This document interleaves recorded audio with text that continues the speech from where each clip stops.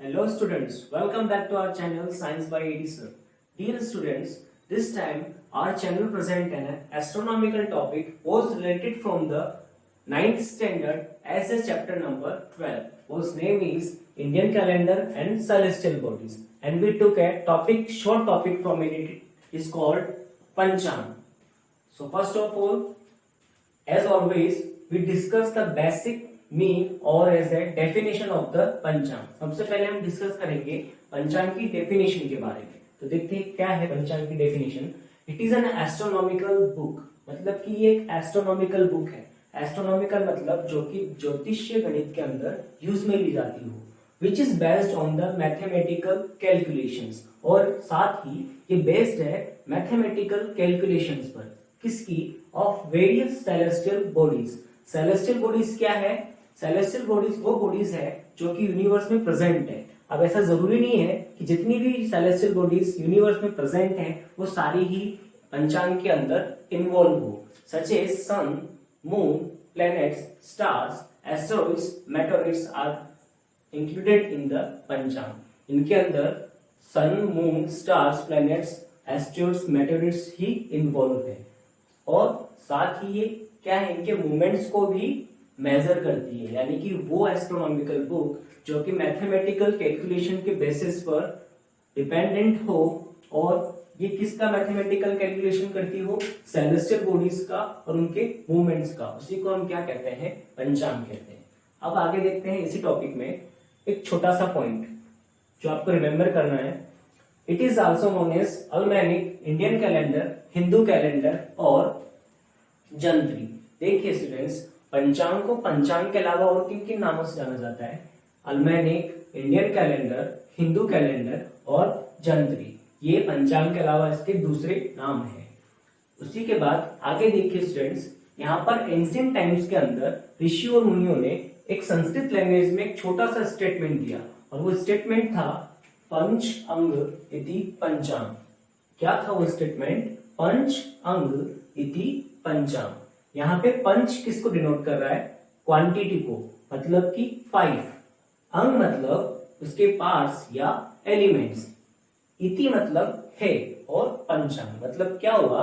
अगर हिंदी की बात करें तो अगर हम हिंदी में देखेंगे, पंचांग का मतलब होता है 5-6 अंग जिसके। एंड अगर हम इंग्लिश की बात करें तो दोस हैव 5 बेसिक पिलर्स। और वो 5 बेसिक पिलर्स कौन कौन से हैं? इनमें सबसे पहले है तिथि, सेकंड वन है वार, थर्ड वन है नक्षत्र, फोर्थ वन है योग, एंड लास्ट वन है कर्ण। ये इसके बेसिक पिलर्स है, यानी इन पांचों ही एलिमेंट्स से या इन पांचों ही पार्ट से मिलकर आपका पंचांग बना है। तो चलिए one by one, step by step हम इन सारे एलिमेंट्स को थोड़ा डिटेल में डिस्कस कर लेते हैं। तो सबसे पहले शुरुआत करते हैं तिथि से। आइए देखते हैं तिथि क्या है। तिथि की अगर बात करें तो this is similar to the date of English months. English months में डेट्स होती है, वहीं पंचांग में तिथि होती है, सिर्फ इतना सा डिफरेंस है। But it is related to the lunar month.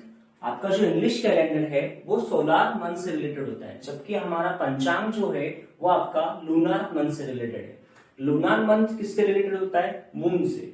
हम वहां पर सन के रिवोल्यूशन के अकॉर्डिंग कैलकुलेशन करते हैं, जबकि तिथि मतलब पंचांग में तिथि के अंदर हम मून के रिवोल्यूशन के अकॉर्डिंग वहां पर मेजरमेंट करते हैं। आगे है there are 2 phases in the lunar month. Lunar month के अंदर 2 फेज होते हैं। सपोज कीजिए कि एक पूरा लूनार मंथ को अगर हम 2 इक्वल फेजेस में डिवाइड कर दें तो हमें यहाँ पर 2 फेजेस मिलेंगे। फर्स्ट फेज है कृष्ण पक्ष, सेकेंड फेज है शुक्ल पक्ष, और हर एक फेज के अंदर यहाँ पर 15 तिथिस होती है। मतलब 30 तिथिस का आपका एक लूनार मंथ हो गया और 15 तिथिस का आपका एक फेज हो गया, चाहे वो शुक्ल हो या वो कृष्ण हो। अब सबसे पहले देखिए नीचे, यहाँ पर आपको एक टेबल शो हो रही होगी। इस टेबल में 2 रो है, ये दोनों ही रो डिनोट कर रही है, जो सबसे ऊपर वाली है वो डिनोट कर रही है कृष्ण पक्ष को, और नीचे वाली डिनोट कर रही है शुक्ल पक्ष को। अब देखिए इस पंचांग के अंदर जो तिथि है उन्हें हम किन नेम से यहाँ कहते हैं या किन नामों से इसे डिनोट किया जाता है वो समझेंगे। तो देखिए 15 तिथि आपके कृष्ण पक्ष में थी और 15 तिथि आपके शुक्ल पक्ष में थी। अब कृष्ण पक्ष की बात कर लेते हैं। तो जो फर्स्ट डेट है उसको डिनोट करते हैं प्रतिपदा से। प्रतिपदा, द्वितीया, तृतीया, चतुर्थी, पंचमी, षष्ठी, सप्तमी, अष्टमी, नवमी, दशमी, एकादशी, द्वादशी, त्रयोदशी, चतुर्दशी। अब देखिए चतुर्दशी जब भी आएगा जिस भी फेज में, उसके बाद में चेंजेस है जो आपको पॉइंट है वो आपको ध्यान में रखना है, और यही पॉइंट डिवाइड करता है इन दोनों फेजेस को। अगर कृष्ण पक्ष का आपका चल रहा है, तिथियां चल रही है और प्रतिपदा से स्टार्ट हुआ है कृष्ण पक्ष, और कहाँ आ गया कृष्ण पक्ष में, चतुर्दशी को, तो कृष्ण पक्ष की चतुर्दशी के बाद में हमेशा ध्यान रखना है अमावस्या आती है, यानी 14 के बाद में जो 15 डेट होगी किसमें, कृष्ण पक्ष में हमेशा चतुर्दशी के बाद में अमावस्या आती है 15 डेट को। अब क्या हो गया आपका कृष्ण पक्ष का पूरा फेज कंप्लीट हो गया है। अब आपको शुक्ल पक्ष से स्टार्ट करना है। शुक्ल पक्ष के अंदर हम देखेंगे जैसे ही अमावस्या कंप्लीट होगी 15 डेट को, 16 डेट को वापस आपका क्या होगा, शुक्ल पक्ष स्टार्ट हो जाएगा उसी ऑर्डर में, और वापस से प्रतिपदा, द्वितीया, तृतीया, चतुर्थी, पंचमी, षष्ठी, सप्तमी, अष्टमी, नवमी, दशमी, एकादशी, द्वादशी, त्रयोदशी, चतुर्दशी। अब मैंने कहा था आपको कि चतुर्दशी आते आपको रुक जाना है। अब देखिए ये प्रतिपदा से लेके हम चतुर्दशी तक आ गए हैं, और ये कौन सा फेज है, शुक्ल फेज, मतलब शुक्ल पक्ष का फेज है। अब यहाँ पर अमावस्या ना आकर 15 डेट को क्या आ रही है, पूर्णिमा आ रही है, यानी कि जब कृष्ण पक्ष चल रहा था तब आपका चतुर्दशी के बाद में अमावस्या था, जब शुक्ल पक्ष चलेगा तब आपका प्रतिपदा के बाद में जो 14 डे आएगा, यानी को 14 को, उस समय आपका क्या होगा, पूर्णिमा होगी। और इस तरह से 15 डेज आपके कृष्ण पक्ष के और 15 तिथि आपकी शुक्ल पक्ष के मिलाकर एक लूनार मंथ को कंप्लीट करती है, और वो लूनार मंथ आपका 30 तिथि का होता है। कृष्ण पक्ष इक्वल्स टू 15 तिथि, शुक्ल पक्ष इक्वल्स टू 15 तिथि, एंड ओवरऑल ऑफ 30 तिथिस, और 30 तिथि का आपका क्या होता है, लूनार मंथ होता है। और ये लूनार मंथ किससे रिलेटेड होता है, मून से होता है। Is that clear? I hope कि अब आपको तिथि का कॉन्सेप्ट समझ में आ चुका होगा। चेंजेस कुछ नहीं है, इंग्लिश कैलेंडर में हम इन्हें डेट से डिनोट करते हैं, और वहीं पंचांग में हम इन्हें तिथि से डिनोट करते हैं, और इन तिथियों के हमने नाम भी रखे हैं, और वो नाम है फर्स्ट से लेके 14 तक तो आपका सेम रहेगा। और अगर कृष्ण पक्ष का है तो नेम क्या होगा, 14 के बाद में अमावस्या आ जाएगी, और शुक्ल पक्ष का है तो पूर्णिमा आ जाएगी, और ये स्पेसेस चेंज होते रहते हैं, और ये सीक्वेंस चलता रहता है। ये कॉन्सेप्ट था आपका तिथि का। अब बात कर लेते हैं वार के लिए। The concept of var is not too much lengthy, it is very short.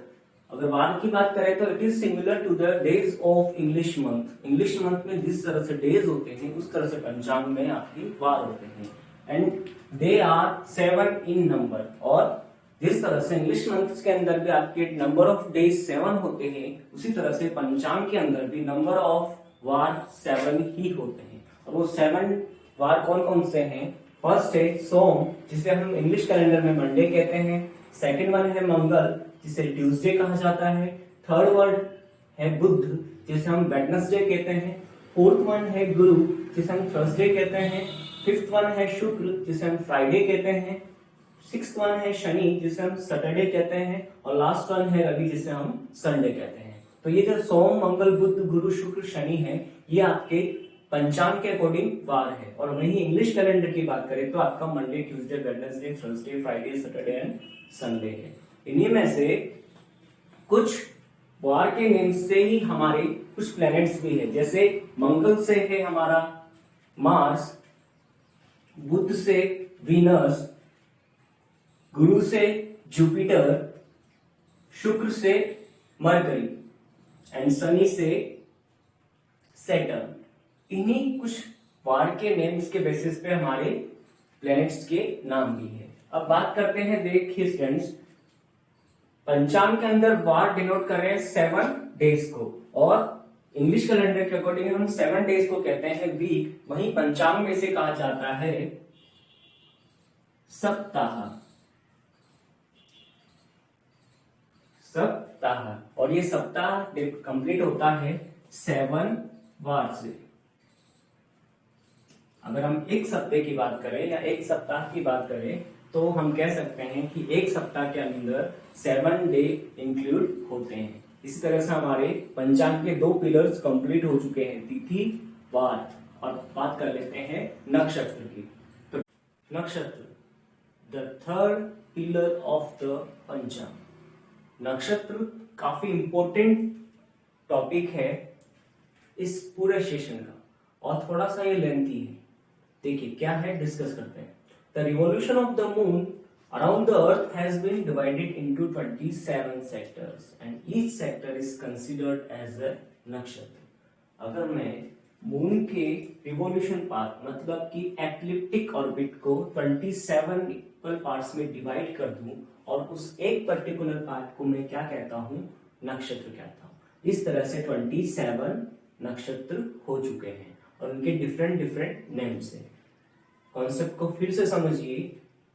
Earth revolute करती है सन के एंड मून रिवोल्यूट करता है अर्थ के एक एक्लिप्टिक ऑर्बिट के अंदर, और उस एक्लिप्टिक ऑर्बिट को मैं 27 इक्वल सेक्टर्स में डिवाइड कर देता हूं और उसमें से पर्टिकुलर एक सेक्टर को मैं मान लेता हूं नक्षत्र। नक्षत्र को कॉन्स्टिलेशंस भी कहा जाता है, और कॉन्स्टिलेशंस क्या होते हैं? The group of stars in the sky is called constellations. मतलब तारों का वह समूह जो आकाश के अंदर एक पैटर्न बनाता हो, पैटर्न मतलब कोई भी एक आकृति बनाता हो, उसे हम क्या कहते हैं? कॉन्स्टिलेशंस। और यही क्या होता है?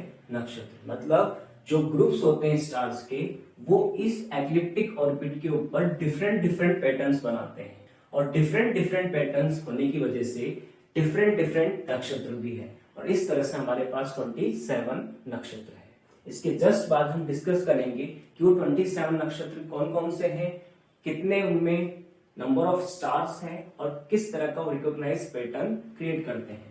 आगे देखेंगे स्टूडेंट्स। सेकंड डायग्राम को अगर हम ध्यान से देखें तो हम देख पा रहे होंगे, this is our earth and these are the different phases of the moon and this is our ecliptic orbit of the moon. यहां पर सबसे पहले कुछ स्टार्स है, ग्रुप से स्टार्स का। ये आपका फर्स्ट नक्षत्र है। फर्स्ट नक्षत्र होता है अश्विनी और लास्ट होता है अभिजीत। तो ये आपका फर्स्ट है, और इस दिन आप देख पा रहे होंगे जो फेज है मून का उसमें थोड़ा सा चेंजेस है। इसका लिटिल बिट पार्ट हल्का सा डार्क है, और ये समय किस में चल रहा है आपका? मतलब जब डिक्रीजमेंट होता हो शेप में मून के, तो हम क्या कह सकते हैं कि ये कृष्ण पक्ष में ट्रेवल कर रहा है तिथि के अकॉर्डिंग। और आफ्टर द 15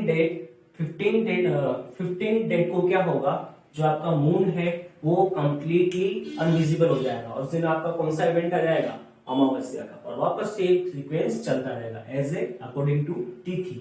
पर जब हम नक्षत्र की बात कर रहे हैं तो नक्षत्र में हम देखेंगे एक्लिप्टिक ऑर्बिट के ऊपर यहाँ पर कुछ ग्रुप्स है स्टार्स के जो एक रिकॉग्नाइज पैटर्न बना रहे हैं, और यहाँ पर नंबर ऑफ स्टार्स है 3, और ये पैटर्न है अश्विनी नक्षत्र का। और वो पैटर्न्स क्या है, वो जस्ट हम इसके बाद पूरे सारे कॉन्सेप्ट को क्लियर कर लेंगे 27 नक्षत्र। साथ ही साथ हम डिफरेंट फेजेस को भी समझ लेंगे, तिथि भी उसी में आ जाएगी, और आपके डिफरेंट टाइप्स ऑफ नक्षत्र भी उसमें आ जाएंगे। आगे देखेंगे सेकंड वाला है भरणी। ये सेकंड नंबर का नक्षत्र है, और ये भी आपका किसके ऊपर मिलेगा? मून के रिवोल्यूशन पाथ पर या एक्लिप्टिक ऑर्बिट के ऊपर। इसमें भी नंबर ऑफ स्टार्स 3 है, और आप देख पा रहे हो जो मून का जो फेज है इस बार थोड़ा सा चेंज हो रहा है। पहले लिटिल बिट था, अब थोड़ा सा बड़ा है। और थर्ड आता है फिर आपका भरने के बाद थर्ड वन है कृत्तिका नक्षत्र। इसमें नंबर ऑफ स्टार्स चेंजेस है, यहाँ पर 5 स्टार्स है, और ये अलग पैटर्न बना रहे होंगे, और इस समय मून का भी फेज थोड़ा सा चेंजेस हुआ है। तो ये डायग्राम इंडिकेट करता है कि किस तरह से मून एक नक्षत्र से ट्रेवल कर दूसरे नक्षत्र में जाता है, और कैसे हम एक नक्षत्र को आइडेंटिफाई करते हैं दूसरे से। और आइडेंटिफाई करने का तरीका क्या है? नंबर ऑफ स्टार्स चेंजेस होंगे और पैटर्न भी अलग अलग बनेगा। तो चलिए आइए अब समझ लेते हैं उन 27 नक्षत्र के पैटर्न्स को, नंबर ऑफ स्टार्स को, और क्या नाम है उन नक्षत्र का। साथ ही this diagram clear the concept of nakshatra as well as tithi. नक्षत्र हमारा चल रहा था, तो सबसे पहले बात कर लेते हैं कि वो 27 टाइप्स के नक्षत्र कौन कौन से हैं। तो मैंने आपको बताया था कि जो सबसे फर्स्ट नक्षत्र है वो है आपका Ashwini, and the last one is the Revati. तो चलिए एक बार पहले इन 27 नक्षत्र को हम देख लेते हैं इनके क्या क्या नाम है। तो सबसे पहले है अश्विनी, भरणी, कृतिका, रोहिणी, मृगशिरा, आर्द्र, पुनर्वसु, पुष्य, अश्लेषा, मेघ, पूर्व फाल्गुनी, उत्तर फाल्गुनी, हस्त, चित्रा, स्वाति। अब देखिए स्वाति पर आपको दिख रहा होगा एक इवेंट अमावस्या, ये तिथि के अकॉर्डिंग है, पर अभी हम नक्षत्र पढ़ रहे हैं। तो स्वाति के बाद में 15 नंबर का आपका स्वाति, 16 विशाखा, 17 अनुराधा, 18 ज्येष्ठ, मूल, पूर्वाषाढ़, उत्तराषाढ़, श्रवण, धनिष्ठा, सदभिषा, पूर्व भाद्रपदा, उत्तर भाद्रपदा एंड रेवती। ये 27 नक्षत्र है। और एक होता है 28 नंबर का अभिजीत। अभिजीत ये 28 नंबर का नक्षत्र है और इसे इंक्लूड इसलिए नहीं किया जाता है क्योंकि जो इसका ड्यूरेशन है वो काफी शॉर्ट टाइम के लिए होता है और ये सबसे बेस्ट माना जाता है। पंचांग के अंदर कहा जाता है कि ये सबसे बेस्ट नक्षत्र माना जाता है, सबसे शुभ माना जाता है। अब देखिए इसका ड्यूरेशन कम क्यों है, क्योंकि हम जानते हैं कि जो मून है वो रिवोल्यूशन करता है अर्थ के अराउंड 27 डेज में और कुछ हार्स इसमें एक्स्ट्रा लगते हैं, तो उन्हीं घंटों को यहाँ पर किसमें ऐड कर दिया, अभिजीत नक्षत्र में। इसलिए इसका काफी कम ड्यूरेशन होने की वजह से हमने इसको इस कैटेगरी में ऐड नहीं किया है, जबकि ये आता किस कैटेगरी में है, नक्षत्र में ही। तो ये तो बात हो गई है नक्षत्र में। साथ ही आप देख पा रहे होंगे कि जब फर्स्ट नक्षत्र था अश्विनी, उस दिन मून का शेप में भी थोड़ा चेंजेस था। सेकंड जब भरनी आया तो थोड़ा चेंजेस हो रहा है, फिर कृतिका में फिर थोड़ा चेंजेस आया। इस तरह से जब हम अश्विनी से स्टार्ट करके स्वाति पे पहुंचे, यानी कि आपका ये 15 नंबर का नक्षत्र है। और अब बात कर लेते हैं तिथि के अकॉर्डिंग, क्योंकि हम तिथि का भी कॉन्सेप्ट इसी में क्लियर करेंगे। तो 15 तिथि को हमने आपको क्या बताया था कि जब भी 15 तिथि आएगी, यानी कि 14 चतुर्दशी के बाद में 15 को हमेशा एक इवेंट होगा। अब यहाँ पे अमावस्या है, इसका मतलब कि हमने कौन सा पक्ष क्लियर कर लिया, हमने कृष्ण पक्ष क्लियर कर लिया, हमने कृष्ण पक्ष पूरा कंप्लीट कर लिया है। अब बात कर लेते हैं शुक्ल पक्ष की। अब जैसे ही विशाखा यानी स्वाति के बाद में 16 नंबर का जो आपका नक्षत्र है, वहां से क्या हो जाएगा, आपके शुक्ल पक्ष की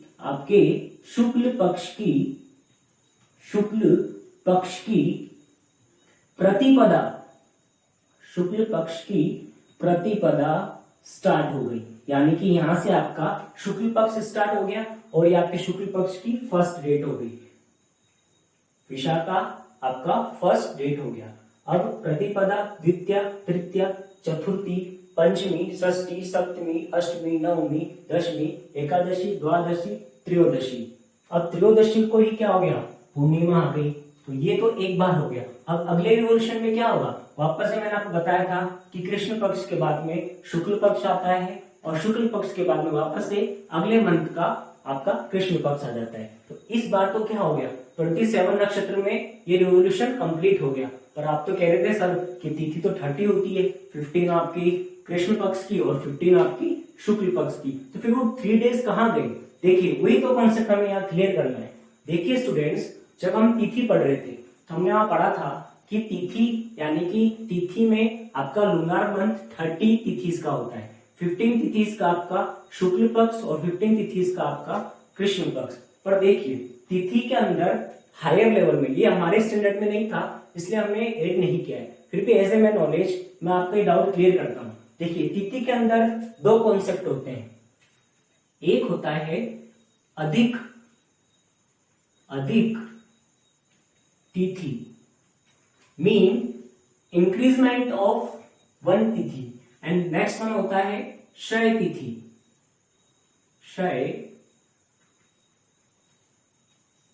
तिथि। इसका मतलब होता है डिक्रीजमेंट ऑफ 1 तिथि, यानी एक तिथि का कम होना। और यहाँ पे भी यही हुआ है, जो फर्स्ट रिवोल्यूशन हुआ है अकॉर्डिंग टू डायग्राम, इसमें क्षय तिथि हुई है। क्षय तिथि मतलब वो 3 दिन की या वो जो 3 तिथियां थी वो क्षय हो गई। क्षय मतलब डिक्रीज हो गई और काफी कम समय के लिए। और कैसे होती है, तिथि को मेजर किया जाता है फर्स्ट सनराइज से लेके नेक्स्ट सनराइज तक, इसलिए यहाँ पर 27 डेज में ही अकॉर्डिंग टू नक्षत्र ये तिथि कंप्लीट होगी। पर आप देखिए अगले रिवोल्यूशन की बात कर ले। अब देखिए रेवती में आपका पूर्णिमा आ रहा है। अब मान लीजिए कि अगर मैं पूरा तिथि के अकॉर्डिंग चलूं तो रेवती पे मेरा क्या था, त्रयोदशी था, तो चतुर्दशी आपकी अश्विनी में आ गया वापस। और जब शुक्ल पक्ष की कंप्लीट हो जाएगा चतुर्दशी तो नेक्स्ट दिन क्या होगा, पूर्णिमा आती है।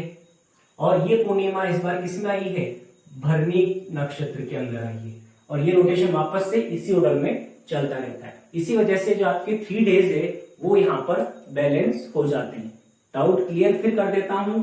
27 नक्षत्र थे और 30 तिथि थी, और इसी अधिक तिथि और क्षय तिथि के कॉन्सेप्ट की वजह से ही क्या होता है, आपका तिथि और नक्षत्र दोनों बैलेंस में हो जाते हैं। एक और इम्पोर्टेंट बात आपको हमेशा ध्यान रखना है कि नक्षत्र अश्विनी से स्टार्ट होते हैं, पर जो तिथि है वो जरूरी नहीं है कि कृष्ण पक्ष या चाहे शुक्ल पक्ष की आपके अश्विनी से ही स्टार्ट हो। एज ए एग्जाम्पल के लिए मैंने आपको यहाँ क्लियर करने के लिए ये बताया था, बाकी ऐसा जरूरी नहीं है। आपकी प्रतिपदा कृष्ण पक्ष की किसी भी नक्षत्र से स्टार्ट हो सकती है और शुक्ल पक्ष की पूर्णिमा किसी भी नक्षत्र पे खत्म हो सकती है। तो ये था कॉन्सेप्ट आपका नक्षत्र का।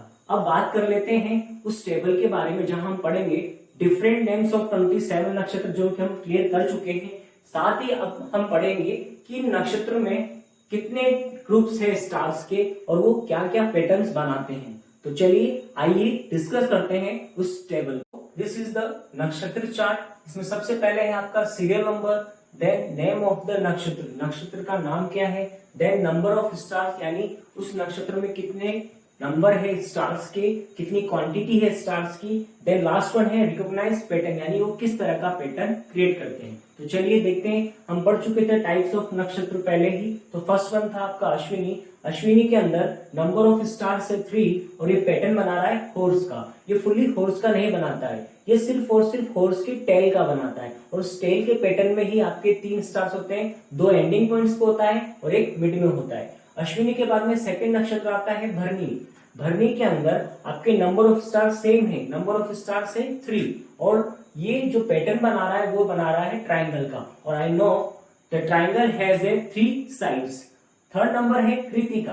कृतिका के अंदर नंबर ऑफ स्टार से 6 और ये पैटर्न बना रहा है अग्निशिखा, mean the flame of the fire यानी जलती हुई आपकी लपटों की तरह। और फोर्थ नंबर का है रोहिणी। रोहिणी में आपके नंबर ऑफ स्टार से 5 और ये पैटर्न बना रहा है कार्ट यानी गाड़ी का। फिफ्थ नंबर है मृगशिरा जिसमें नंबर ऑफ स्टार है 3 और ये पैटर्न बना रहा है हेड ऑफ द डियर। देखिए 3 स्टार से पूरा डियर तो बनेगा नहीं, तो ये हेड ऑफ डियर यानी हिरण का सिर बना रहा है। और सिर के अंदर क्या कर रहा है, 2 स्टार्स इंडिकेट कर रहे हैं ईयर्स को और 1 स्टार इंडिकेट कर रहा है नोज को। इसी तरह से ये 3 स्टार से हेड ऑफ डियर का पैटर्न क्रिएट कर रहे हैं। मृगशिरा के बाद में 6 नंबर का नक्षत्र है आर्द्र। आर्द्र के अंदर सिर्फ और सिर्फ नंबर ऑफ स्टार से 1 यानी सिंगल, और यहाँ कोई ग्रुप नहीं है। और इसी तरह से क्या है, फिर ये ब्राइट है। ब्राइट मतलब काफी चमकीला होता है क्योंकि सिंगल स्टार है वहां पे। आर्द्र के बाद में 7 नंबर का आता है पुनर्वसु। पुनर्वसु के अंदर थोड़ा सा कॉम्प्लिकेटेड है, 5 और 6। अब आप कंफ्यूज हो रहे हैं सर कि 5 होते हैं या एक्चुअल में 6 होते हैं। देखिए स्टूडेंट्स, स्टार्स हमारे अर्थ से काफी ज्यादा डिस्टेंस पे दूर है और साथ ही कई केसेस में कई स्टार्स तो सन से भी ज्यादा बड़े हैं। तो इनकी जो ट्विंकलिंग इंटेंसिटी होती है उसी की बेसिस पे हमने इनको काउंट करके यहाँ पे लिखा है 5 और 6। कई केसेस में कई बार ये 5 दिखते हैं ग्रुप्स में और कई बार ये ग्रुप्स में 6 दिखते हैं। क्यों? क्योंकि ट्विंकलिंग इंटेंसिटी के ऊपर, इसी वजह से ये 5 और 6 है। वहीं बात करें इनके पैटर्न की तो ये बो एंड क्वेवर का पैटर्न बनाते हैं यानी धनुष और बाण का। चलिए 7 नंबर पुनर्वसु हो गया। 8 नंबर आता है पुष्य। इसमें भी सेंट पैटर्न है 1 और 3। सिंगल होगा तो क्या कहलाएगा, रूबी कलर, और 3 होगा तो भी ये रूबी कहलाएगा। रूबी कलर मतलब Ruby is just a kind of A diamond in a red colour, और ये काफी चमकीला होता है लाल कलर में। तो ये आपका ब्राइट तो जो आपका आर्द्र था उसकी तरह ही है, बस आर्द्र का कलर व्हाइट होता है जबकि आपका पुष्य का कलर रूबी कलर में होता है। सिर्फ आपको इतना पता करना है। आगे देखिए 9 नंबर का है अश्लेषा। अश्लेषा के अंदर नंबर ऑफ स्टार्स है 5। वहीं पैटर्न की बात करें तो ये पैटर्न बना रहा है the tail of the dog, यानी कुत्ते की पूंछ की तरह। अगला है 10th नंबर का मेघा। मेघ के अंदर आपके नंबर ऑफ स्टार्स है 5 और ये पैटर्न बना रहा है प्लो का। और प्लो से हमें याद आता है एग्रीकल्चर प्रोडक्शन और मैनेजमेंट का वो सेशन जहां पे हमने प्लो को काफी डिटेल में समझा। After the Megha the 11th नक्षत्र इज पूर्व Falguni and the number of stars in this नक्षत्र इज 2। वही बात करें पैटर्न की तो ये बेड का पैटर्न बनाता है और सिर्फ उसमें फ्रंट के 2 ही लेग्स होते हैं। पूर्व फाल्गुनी के बाद में 12th नंबर का है उत्तर फाल्गुनी। इसमें भी नंबर ऑफ स्टार सेम है 2 और इसका जो पैटर्न है वो भी सेम है बेड का। बस चेंजेस इतना है उत्तर फाल्गुनी और पूर्व फाल्गुनी के बीच में आपके पूर्व फाल्गुनी के अंदर फ्रंट के 2 लेग्स है, वहीं जो आपका उत्तर फाल्गुनी है उसमें आपके 4 लेग है। ये इन दोनों के बीच का मेन डिफरेंस है। चलिए उत्तर फाल्गुनी के बाद में 13 नंबर का है हस्त और हस्त में नंबर ऑफ स्टार्स की बात करें तो देयर आर 5 और ये पैटर्न बना रहा है हैंड पाम यानी हाथ की हथेली का। हस्त के बाद में 14 नंबर का नक्षत्र है चित्रा, जहां पर नंबर ऑफ स्टार है 1, यानी यहाँ पे कोई ग्रुप नहीं है, सिंगल है और इसका पैटर्न है पर्ल यानी मोती की तरह। After the Chitra the 15th month is Swati. There is also a single kind of a star in this nakshatra. तो यहाँ पे भी सिंगल एक स्टार है और वही पैटर्न बना रहा है शूट ऑफ द प्लांट यानी पेड़ के तने का जैसा। आगे है 16 नंबर का विशाखा और यहाँ पर जो नंबर ऑफ स्टार्स है वो है 5 और 6। और 5 और 6 क्यों है? क्योंकि इन दोनों के बीच में क्या है, पिंक जो आपका स्टार्स का ट्विंकलिंग इंटेंसिटी है, इसी वजह से यहाँ पर कई बार 5 दिखते हैं और कई बार 6 दिखते हैं। वही बात करें इसके पैटर्न की तो ये पोटर्स व्हील का पैटर्न बनाता है यानी राउंड सर्कल। और पोटर्स व्हील आप जानते होंगे the device which is used by the potter to made the pots. 17 नंबर का है विशाखा के बाद में अनुराधा। इसमें नंबर ऑफ स्टार्स है 7। वही बात करें इसके पैटर्न्स की तो ये विनोविंग बास्केट का पैटर्न क्रिएट करता है। और विनोविंग वर्ड हमने कहाँ पढ़ा था? एग्रीकल्चर प्रोडक्शन और मैनेजमेंट के अंदर विनोविंग हमने पढ़ी थी, जहां पर हम क्या कर रहे थे, ग्रेन्स को सेपरेट कर रहे थे हस्क से और स्टॉल्क से by the means of air. तो ये इस तरह का एक स्ट्रक्चर बनाती है। वही बात करें 18 नंबर का जेस्ट और जेस्ट के अंदर नंबर ऑफ स्टार्स है 3। वहीं पैटर्न की बात करें तो ये एक स्नेक का पैटर्न बना रहा है कुछ इस तरह से और एक स्टार इसका फ्रंट में होता है, एक मिड में और एक लास्ट में। आगे है जेस्ट के 19 नंबर का मूल। इसमें भी वापस आपका जो ट्विंकलिंग इंटेंसिटी है इसी वजह से कई बार 9 होते हैं नंबर ऑफ स्टार्स और कई केसेस में 11 हो जाते हैं। और वही बात करें इसके पैटर्न की तो इसका पैटर्न है शंख का। और लास्ट है 20 नंबर का पूर्व आषाढ़। पूर्व आषाढ़ में नंबर ऑफ स्टार से 4। वही बात करें पैटर्न की तो ये एलिफेंट टस्क यानी हाथी की सूंड के जैसा एक पैटर्न क्रिएट करता है। उत्तरा आषाढ़ वही इसके नंबर ऑफ स्टार्स की बात करें तो 4 और इसका पैटर्न भी विनोविंग बास्केट ही है। चलिए आगे है 22 नंबर का श्रवण। श्रवण के अंदर नंबर ऑफ स्टार्स है 3 और ये पैटर्न बना रहा है एरो का। वहीं 23 है धनिष्ठा, जहां पे नंबर ऑफ स्टार्स है 5 और ये पैटर्न बना रहा है ड्रम का। धनिष्ठा के बाद में 24 नंबर है शतभिषा, जिसके अंदर नंबर ऑफ स्टार्स है 100 और पूरे 27 नक्षत्र के अंदर शतभिषा ही एक ऐसा नक्षत्र है जिसमें सबसे ज्यादा नंबर ऑफ स्टार्स है और ये 100 स्टार्स का एक ग्रुप है। और ये पूरा जो पैटर्न है इसका ये एक एम्प्टी सर्कल यानी कि बहुत बड़ा सर्किल क्रिएट करता है। चलिए शतभिषा के बाद में है 25 नंबर का पूर्व भाद्रपदा। इसमें नंबर ऑफ स्टार्स है 2 और वही बात करें इसके पैटर्न की तो ये बेल शब्द का पैटर्न क्रिएट करता है। 26 नंबर है उत्तर भाद्रपदा। इसमें भी नंबर ऑफ स्टार्स आपके 2 है और इसका जो पैटर्न है वो है ट्विंस का।